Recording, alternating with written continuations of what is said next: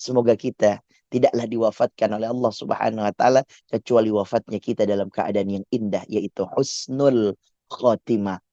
Kalau kita dekat dengan Al-Quran, apa? Sedekat kita punya lisan ini dengan Al-Quran, punten saya tampilkan papan tulis ya Pak, whiteboard. Sedekat lisan kita ini dengan Al-Quran. Nah, kalau lisan dan Al-Quran kita ini matching, Bapak Ibu sekalian. Matching itu apa ya bahasa Indonesianya? Cocok kita, dekat. Sedekat lisan ini kita dengan Al-Quran, simak dari apa yang disampaikan oleh Nabi kita mulia Nabi Muhammad SAW. Punten nih Ustaz. Kalau lisan kita itu dengan Al-Quran dekat. Nah, sedekat lisan kita dengan Al-Quran, maka sedekat juga kita dengan satu lagi nih Pak. Apa itu? Rizki. Ah. Berarti polanya, lisan kita, Al-Quran, rezeki. Rizki, Al-Quran, lisan kita. Jadi kalau kita punya lisan ini dekat dengan Al-Quran, maka Allah Subhanahu wa Ta'ala akan jadikan kita punya rizki itu dekat sekali dalam kita punya kehidupan. Dekat sekali. Dekat sekali Bapak-Ibu sekalian. Berarti kalau dibalik kita punya lisan, nggak ada waktu buat baca Quran. Tapi untuk baca koran kita bisa. Kita punya lisan tidak sempat untuk membaca ayat-ayatnya Allah. Tapi untuk membaca, untuk kemudian berucap terhadap hal-hal yang terkait dengan urusan-urusan lainnya kita mampu. Maka ketika lisan jauh dengan Al-Quran, maka jauh pula kita dengan rizki. Kalimatnya, semakin jauh lisan ini dengan Al-Quran, maka akan semakin jauh rizki itu akan datang di tengah-tengah kita. Tadi kita dengar betul, ya Allah, pantes, pantes banget. Yang anaknya dekat dengan Quran, di kantor dia ngaji. Bapak Ibu sekalian, saya betul-betul takjub. Bagaimana kemudian di satu perusahaan, dia kemudian meng-hire satu ustaz, satu guru, hafiz Quran. Hanya untuk mengajarkan karyawan terhadap Quran. Bukan hanya mengajarkan Quran. Yang menghafalkan Quran, juz 30, diberangkatkan umroh. Allah. Kelihatannya mungkin kalau bagi saya, wah itu juz 30. Untuk mereka-mereka yang sibuk dengan kerjaannya, desainnya, proyeknya, arsiteknya. Maka simak kalimat ini. Lisan kita terhadap Al-Quran membuat kita dekat dengan rizki kita. Ustaz, baik.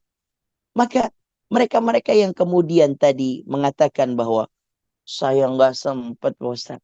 Saya nggak sempat. Nggak sempat apa? Untuk baca Quran. Nggak ada waktu untuk baca Quran. Lihat. Betul kita yang tidak sempat untuk kemudian membaca Al-Quran. Kita dulu. Betul Ustaz. Kita yang tidak sempat kah? Nih. Atau jangan-jangan saya tulis silang.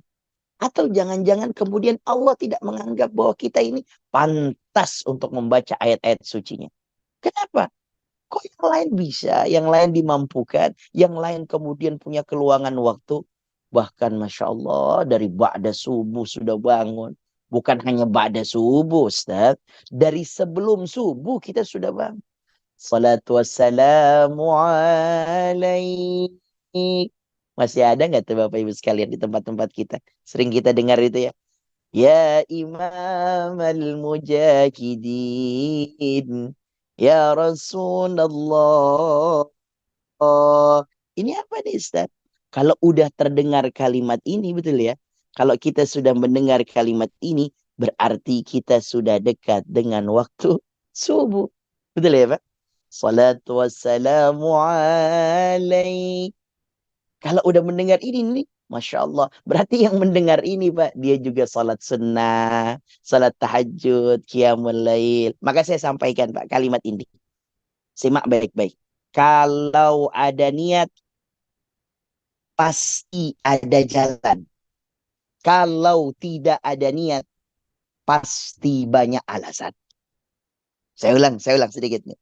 Kalau ada niat, pasti ada jalan.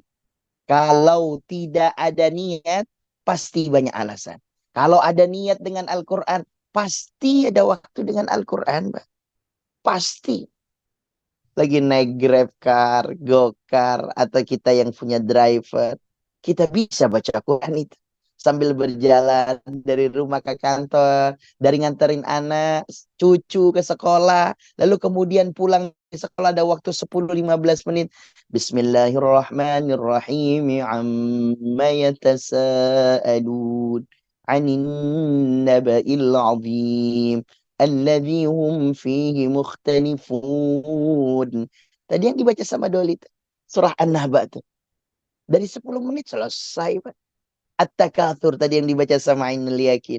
Sambil santai di motor, kita naik motor. Nganterin anak sekolah, Pak. Selesai anak kita kemudian sampai kita lepas salim dengan kita. Pulang. Bismillahirrahmanirrahim. Alhaakumut takatsur. Hatta zurtumul maqabir. Kalla sawfa ta'lamun. Thumma kalla sawfa ta'lamun. Bisa. Nih, catatannya. Kalau ada niat, pasti ada jalan. Kalau tidak ada niat, pasti banyak alasan. Pasti banyak alasan. Maka anak-anak muda ini didorong dengan ini, Pak. Diingatkan kita bahwa kemudian semangat ini harus kita arahkan kuat. Maka yang mengarahkan ini adalah doa-doanya dari orang tua ini. Orang tua kita nih, Pak. Jadi punten Bapak Ibu sekalian. Bacaan Quran Bapak Ibu sekalian. Bukan hanya manfaat buat Bapak Ibu. Tapi manfaat buat anak cucu. Tolong. Tolong sekali lagi. Jangan sampai kita nggak punya waktu untuk baca Quran. Itu sama saja kita tidak peduli dengan anak cucu kita. Allah ya karim. Mari Pak. Lihat kalimat ini. Punten ya Pak. Satu lagi kalimat indah ini. Semua yang sudah kita mulai karena Allah, jangan berhenti karena manusia. Sekali lagi, semua yang sudah kita mulai karena Allah, jangan berhenti karena manusia. Allahu Akbar. Waktu masuk kerja Kang Doli, Kang Ainul Yakin Bapak Ibu sekalian, itu sempat kemudian bimbang. Saya ini lanjut kerja apa enggak ya? Apa saya resign? Apa saya pindah kerjaan?